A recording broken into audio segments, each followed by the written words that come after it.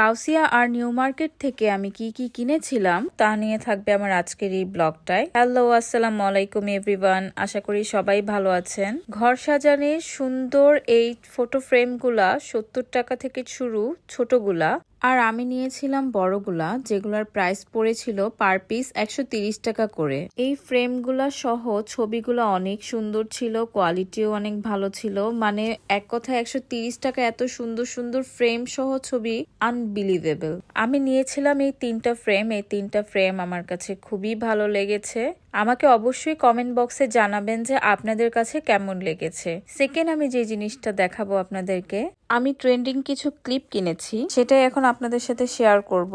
Trending band আমি কিনেছিলাম, যেটা দেখে আসলে আমার কাছে খুবই আনকমন লেগেছে। প্রথমে এই ব্যান্ডটা দেখাচ্ছি। প্রত্যেকটা ক্লিপই মানে খুবই সুন্দরভাবে স্টোনগুলা লক করা আর খুবই সুন্দর, খুবই কোয়ালিটিফুল। প্রত্যেকটা প্রাইস পড়েছিল 180 টাকা করে। আপনাদের ভাইয়া তার ঠোঁটের জন্য এই লিপ বামটি কিনেছে।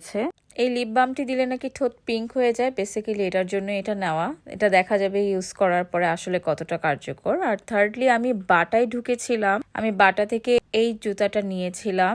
আমার কাছে তো খুবই পছন্দ হয়েছে, ল্যাভেন্ডার কালারের। আপনার ভাইয়ার কাছে বেশি পছন্দ হয়েছে। আমাকে অবশ্যই কমেন্ট বক্সে জানাবেন যে আমার শপিং এর জিনিসগুলো আপনাদের কাছে কেমন লেগেছে। নিউ মার্কেটে গিয়ে আমি কিনেছিলাম ওই 100 টাকার দোকানটা থেকে এই দড়িটা। এটা কাপড় মেলার জন্য খুবই ভালো একটা কোয়ালিটিফুল দড়ি। আর সেকেন্ড নিয়েছিলাম এই ব্রাশ হোল্ডারটা, এটা আমার কাছে খুবই ভালো লেগেছে আর কোয়ালিটিতেও ভালো।